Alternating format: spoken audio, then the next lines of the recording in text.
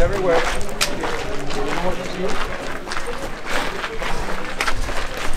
Snakes? No, the black line. This line that follows us everywhere. What does it mean? Got a problem with that?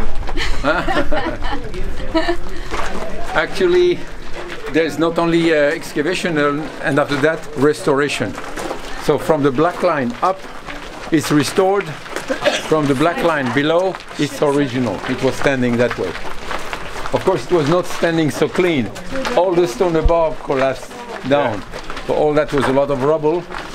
The stones were removed, and the same stone were used to restore. There's no need. Nobody took the stone later. Can you hear me still? Yeah. Nobody took the stones. Nobody came to live here after it was destroyed. So the same stone that collapsed, the archaeologists and restorers used the same system as the original one. Big stone, quite rough, and then small stone in the middle to pack, and then big, thick plaster. Here's a case where the plasters hold the building, which is not supposed to be. Thick plaster hold the small stones, and the small stones hold the big ones. Of course, you have to repair over the time the plaster. The plaster has disappeared more or less. So follow me. Tito, how'd they get the stones up here? Did they take the rock or did they? Sorry? How'd they get the stones up here? They quarried. You saw a big hole as we were climbing? That's one of the quarries. They quarried the stone from here exactly on the mountain. And that, here we have, you know, Josephus Flavius is usually accurate. In his description of Masada, he said that all the walls inside were lined with marble of many colors. Oh, really? Yes. Just that during excavation we did not find even 1 ounce of marble. There's no marble in Masada. So what happened? What happened? Actually, they did not have marble, but they plastered the walls and they painted the walls to look like marble. So imagine the thousands of artisans were brought from all over the Roman Empire by Herod to make his palace looking marble. Josephus said that the columns themselves, they were marble columns of one monolith. That means columns made of one stone. And actually again, it's not marble and it's not one stone. We have drums. Piece on piece on piece, but then it was plastered and again painted to look like marble. So, all this area we are walking around is storage area. Now we are in the main street of the storage here, at least the first that are close to me. In a moment you'll be there here, and we'll see the entrance to the storage. Good example, this one was a little bit excavated, the rest was left as is. And can you see the columns? Yes. Pieces of columns. Wow. And we see there are signs.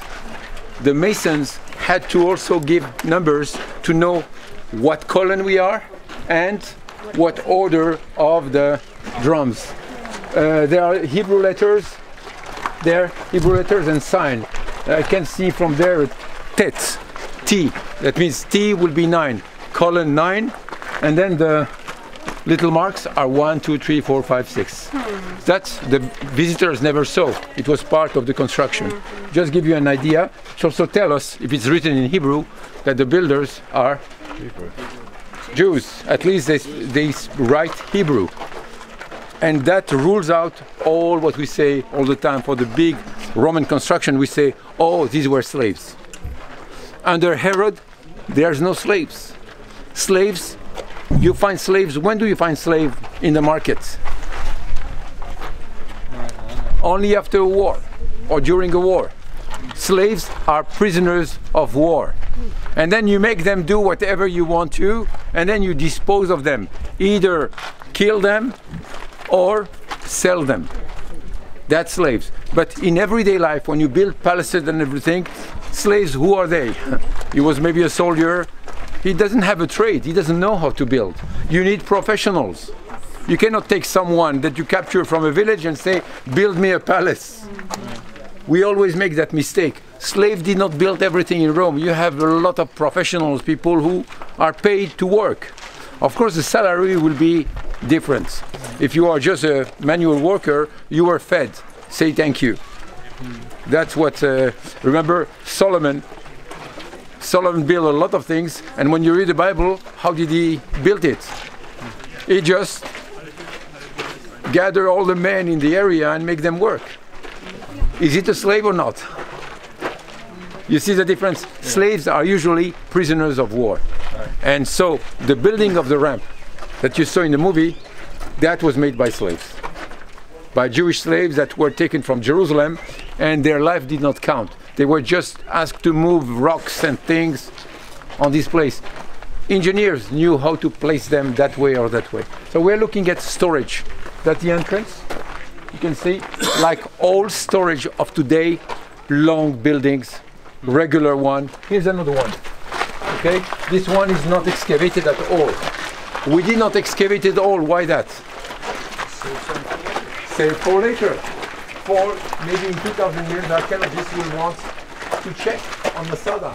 Maybe all the archive that we have of today will be destroyed, and then you have to start from all over again. So if you excavate everything, it's not ethical.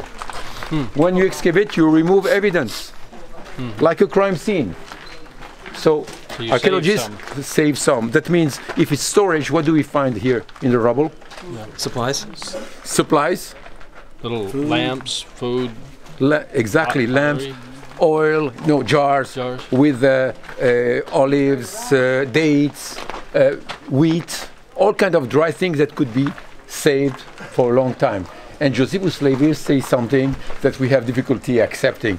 He said that when the rebels, remember, in 66 who captured Masada, they came to Masada, they found goods there in perfect condition, even if they were put here by Herod, that means 100 years earlier. A little bit exaggerated. Don't forget the Romans were here too. A long period where the Roman garrison was here. Maybe something can survive for a long time. That depends how dry they are kept. We have found dates, dry dates, very dry dates. And the pits. There's a couple of women, really amazing, these two women, who are botanists, who living in a kibbutz in the south. They came to Masada about 10, 12 years ago and said, we heard that you found dates.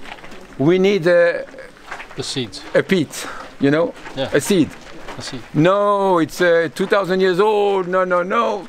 You know, they insisted and so on. Eventually they were given one seed. And what happened? It germinated. And today we have a tree that is 12 years old called Methuselah. Nice. They called him that way. But bad surprise. Methuselah was male. And male date tree don't give. You need a female. They don't fertilize themselves. Most of the trees are hermaphrodites. They fertilize themselves. But date, for instance, you need a male tree and female. The male gives the pollen, and the female have the flowers that become the fruits. So back to square one. They came to Masada and said, no, no way, you won't get it. But luckily by that time we had excavation in Qumran and Jericho, and from the same time they found some more, they were given some more seeds, and now they have a little orchard and they have already dates. Look for Methuselah, a date, okay? And read the story of that. It's still working. Of course, the idea is not just to make it grow. The idea is what? To produce. So that means we are far away from the end. That means how much crop can you get, real crop? Will it compete with the crops we have today? But if it works well, and the taste, will it be tasty? All kind of things that we'll have to wait and see. But one day you might see in your supermarket Masada dates, and you'll know that the original dates of this country, because all the date palms we have here are not original. dates have been domesticated by man, they don't live by themselves anymore almost. Or they decay, or they become wild, and there's nothing. So we have imported dates, you know, quote unquote, from Iraq in the 50s, when the Iraqi did not know we were doing that. And so all the dates we have from here are mostly the Majul, the Iraqi, the best one so far. But the hope will be, ecologically speaking also, to bring back the original dates of this land. The emblem of Judah, you see that in the coins, is a date palm, So, so the pits, for instance, and after 2,000 years, there's still life in them. And we have more and more to surprise us. So all that is a storage area. One of them is here. This one has been completely excavated. And we find that not only the walls were plastered, but also the floor. You see, it was plastered. And here it's huge. You see that? Look how many of them. There's about 20 of these. Storage. You imagine how much you can store here? That's huge. Against that Herod. He was ready for a very long siege of years. Now, you see the holes in the middle. Those who don't see, don't worry, you will see them. Yes. There are 3 holes, and they are not very deep. 2 feet at the most. Okay. Not very deep. So, what is that for? Cistern? Cistern? No, cistern not in a storage. Cistern are dug in the ground. Oh, and small cistern like that, I say it's only 2 feet deep. A cistern would. Where do you put the hole? Keep the food in the hole. With it. Oh. And what about the whole building? So you have 3 holes for oil and the whole building for nothing? I don't know. You were right, it's for oil. Really? But yes, it's for oil. But the oil is kept in big amphoras. And they are stacked on many levels. So imagine the Maitre D who's sending his extra, go bring for the bathhouse, we need more oil. And the guy, you know, he's new, he's young, and he's lazy. He takes the one from the bottom. What happens? It breaks. Many break. But since the oil is mostly for light, it's not for eating, no big deal. The floor is plastered and sloped toward these holes. That means you can collect the oil again and put it into new jars. That's it. So these holes show us that here they kept a lot of oil. And in case some broke, you can retrieve the oil. It's not lost. Okay? So what do you do with the oil? I told you already, 95%. It's completely by chance. I have with me a Herodian lamp. That means lamps that were found here. You saw that in the movie? The guy with the lamp? This is it. So that is 2,000 years old. That is 3,000 years old. Okay, that's an oil lamp, typical from this style, with those little opening there, flat. You know, that hole is for the wick, and that hole is for the oil. Now remember the foolish virgins? Yes. In the darkness, they want to feel that. It's impossible. When you carry a heavy thing that you cannot even carry, and the flow goes so much, and you have to feel only a little bit of oil inside. Impossible. You see, this lamp has been used. There's still Burns. It's burned there. So it's 2,000 years old lamp, and this lamp is not for carrying away. Why that? It's to be on ledges. You saw there. Why? How do you know that? No handle. Because oil impregnates the whole lamp. It gets messy. And the moment it starts to burn, the oil starts itself to boil. So you should not touch. If you don't have a handle, don't touch it. But of course, who burns oil for light? Only the rich people. They have enough oil, they can pay for that. So they have also servants who will burn their finger to refill all the time and do that. And have light. At night, people go to sleep.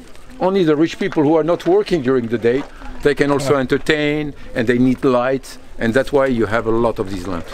Well, that lamp did not cost anything at that time. They broke it, showed them nothing. But we can see the quality of the work. That's the time of Herod. It's a time of plenty, and we see the style. It's called Herodian lamp. They are very expensive Just today. hold it on your palm, then Yes. we can take it. They are very expensive today. Why that? Here. Sorry? Not very many left. 2,000. Oh no, there are many, but they are from the time of Jesus. That's the same lamp. You remember the time of Herod? This is a style. Because it's connected to Jesus, then collectors want them.